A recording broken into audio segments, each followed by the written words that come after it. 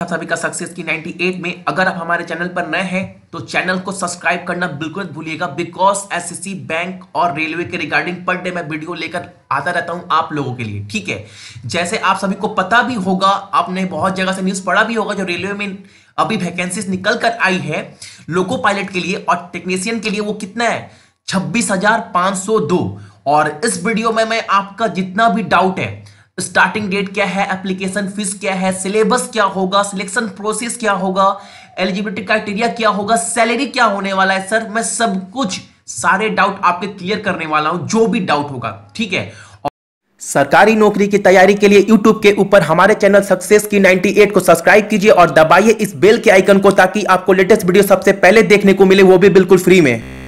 इस फॉर्म का देखो, सबसे पहले तो जो स्टार्टिंग डेट है वो आज से ये फॉर्म फिलअप कर सकते हैं 3 फरवरी से। ठीक है, और जो इसका एंडिंग डेट है फॉर्म फिलअप करने का वो है 5 मार्च। ठीक है, पहला डाउट क्लियर कि आपको फॉर्म कब से फिलअप करना है और एंड डेट क्या है। दूसरा, इस फॉर्म को आप ऑनलाइन भी पेमेंट कर सकते हैं। जो एप्लीकेशन फीस रखा गया है वो कितना है, जो एप्लीकेशन फीस है वो है 500 जनरल कैंडिडेट के लिए और ओबीसी के लिए, और जितने भी है पीडब्ल्यूडी कैंडिडेट, एससी और एसटी, उनके लिए जो एप्लीकेशन फीस रखा गया है वो है 250। आप लोग अच्छे से सुनते जाइएगा। ठीक है, और आप ये जब फॉर्म फिलअप करेंगे तो एसबीआई चालान के थ्रू भी पेमेंट कर सकते हैं, या फिर पोस्ट ऑफिस चालान के थ्रू जैसे आपको दिखाई दे रहा है, या फिर अगर आपके पास ऑनलाइन पेमेंट भी कर सकते हैं। ठीक है, दूसरा चीज देखो, क्राइटेरिया क्या है सर, एजुकेशनल क्वालिफिकेशन क्या चाहिए इस फॉर्म को फिलअप करने के लिए। देखो मैं आपको अच्छे से क्लियर कर दे रहा हूं। ठीक है, एक बार अच्छे से देखिएगा और मेरी बातों को सुनिएगा, मैं क्या बोल रहा हूं। बहुत सारे बच्चों का डाउट है, भैया मैं 10 पास हूं, फिलअप कर सकता हूं क्या, या फिर 12 पे मेरा फिजिक्स था, मैथ था, साइंस था, मैं फिलअप कर सकता हूं। देखिए, अगर आपने 10 प्लस माध्यमिक तो करना ही करना है, 10 प्लस आईटीआई का अगर सर्टिफिकेट है आपके पास, अगर 10 प्लस आईटीआई का सर्टिफिकेट है तो आप इस फॉर्म को बेहिचक फिलअप कर सकते हैं। दूसरी बात, अगर आपका 12th में मैथ, साइंस या फिजिक्स था तो आप ये फॉर्म फिलअप नहीं कर सकते। लेकिन हां, इसके साथ साथ अगर आपने आईटीआई किया है तो आप इस फॉर्म को फिलअप कर सकते हैं। ठीक है, अगर आईटीआई की है तो आप इस फॉर्म को फिलअप कर सकते हैं, या फिर जो बच्चे भी बीटेक किए हैं, ठीक है, जो बच्चे भी बीटेक किए हैं वो भी किस फील्ड में, अच्छा इलेक्ट्रिकल, मैकेनिकल, ऑटोमोबाइल, इलेक्ट्रॉनिक, अगर इस फील्ड में आपने बीटेक किया है, डिप्लोमा किया है, तो आप इस फॉर्म को 110% फिलअप कर सकते हैं। लेकिन हां, अगर आपने कंप्यूटर साइंस किया है तो आप इस फॉर्म को फिलअप नहीं कर सकते हैं, क्योंकि ऐसा नोटिफिकेशन में मेंशन तो नहीं किया गया है, लेकिन कंप्यूटर साइंस का जिक्र कहीं पर भी नोटिफिकेशन में नहीं है।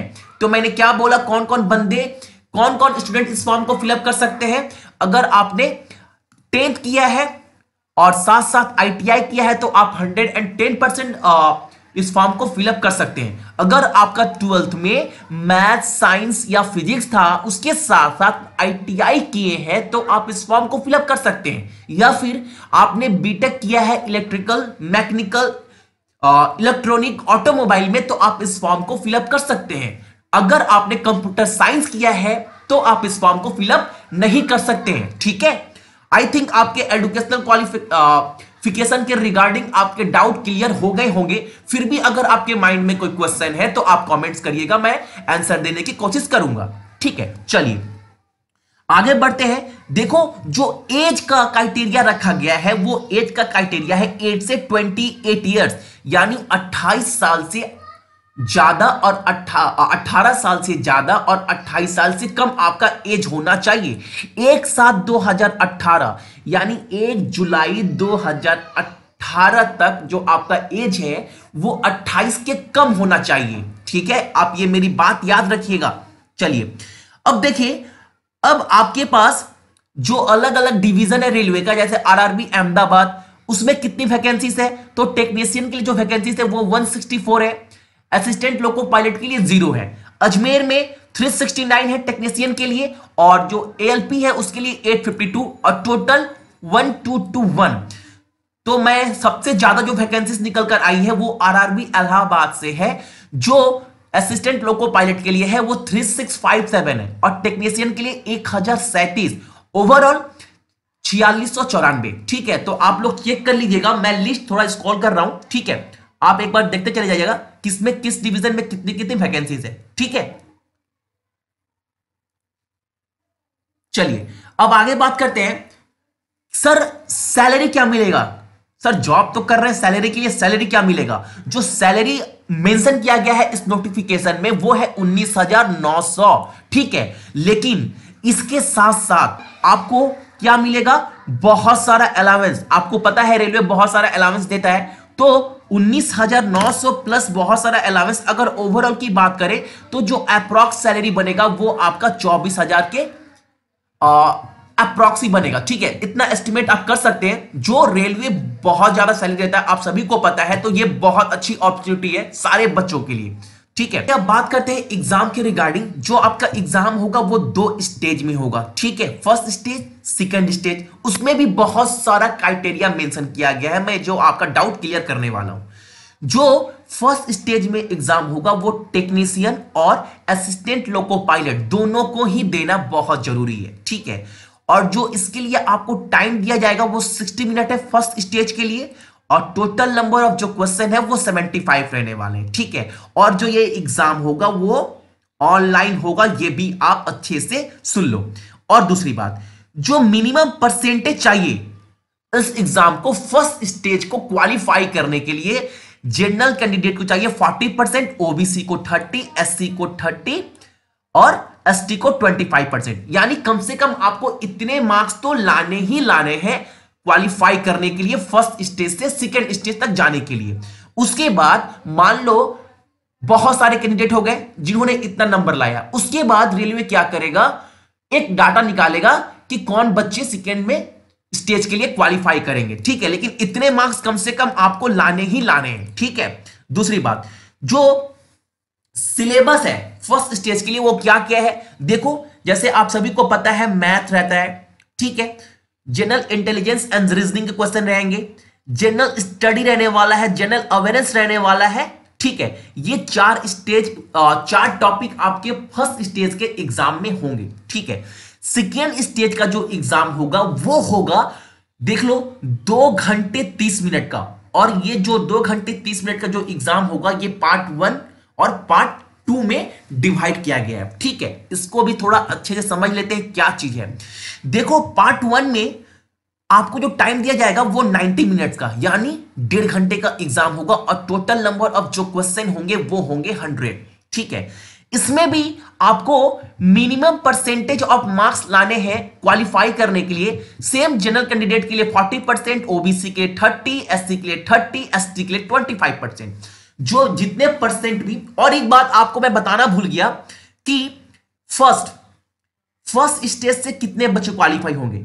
मान लो कि 100 बच्चे हैं, ठीक है, 100 बच्चे, आपका टोटल नंबर ऑफ जो सीट है लोको पायलट के लिए वो कितना है, 100 है। ठीक है, तो फर्स्ट स्टेज से जो बच्चे क्वालिफाई होकर जाएंगे सेकेंड स्टेज में वो होंगे 1500 बच्चे।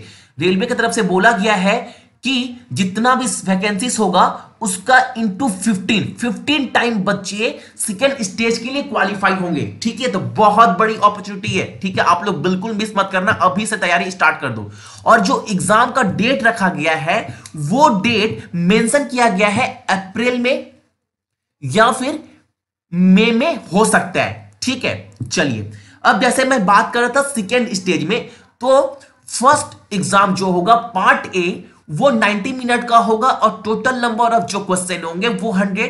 फिर से आपको परसेंटेज क्राइटेरिया दिया गया है कि 40% जनरल के लिए, ओबीसी के लिए, एसटी के लिए दिया गया है। अगर बहुत सारे कैंडिडेट इतने मिनिमम जो क्राइटेरिया रखा गया है इसको भी क्वालिफाई कर लिए तो फिर एक डाटा रेडी किया जाएगा कौन से कितने बच्चे को चूज किया जाए। ठीक है, लेकिन कम से कम आपको इतने स्कोर करने ही करने हैं। ठीक है ना, चलो फिर जो सिलेबस है वही मैथ के, लेकिन एक सिलेबस आपको इसमें जोड़ा गया है वो है बेसिक साइंस एंड इंजीनियरिंग।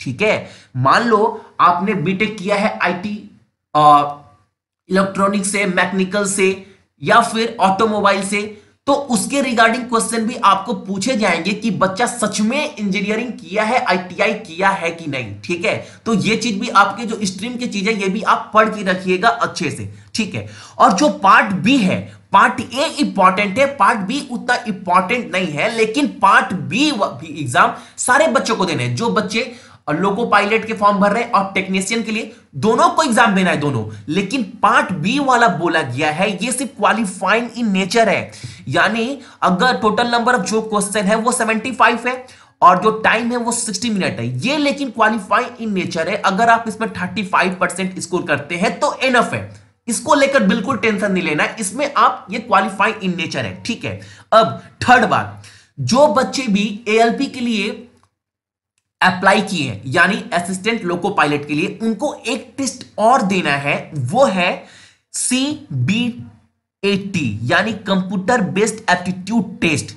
इसके अंदर क्या क्या आएगा, देखो ये टेस्ट टेक्नीशियन वाले बच्चों को नहीं देना है, मैं पहले डाउट क्लियर कर दूं, ये टेस्ट टेक्नीशियन वाले बच्चों को नहीं देना है। अगर टेक्नीशियन वाले बच्चे पार्ट ए और पार्ट 2 मानी सेकेंड स्टेज का पार्ट ए और पार्ट 2 में क्वालिफाई कर जाते हैं तो उनको डायरेक्ट जॉब मिलेगा। लेकिन जो बच्चे भी एएलपी यानी असिस्टेंट लोको पायलट के लिए अप्लाई किए हैं उन्हें एक टेस्ट और देना पड़ेगा, कंप्यूटर बेस्ड एप्टीट्यूड टेस्ट। और इसके अंदर क्या आएगा, इसके अंदर नॉर्मल जो क्या आपका साइकोमेट्रिक टेस्ट, फिर आप बात कर लो कि आपका सेंस ऑफ ह्यूमर, ठीक है, ये सब के रिगार्डिंग क्वेश्चन आपके आएंगे, आपका जो स्ट्रीम था उसके रिगार्डिंग क्वेश्चन आएंगे।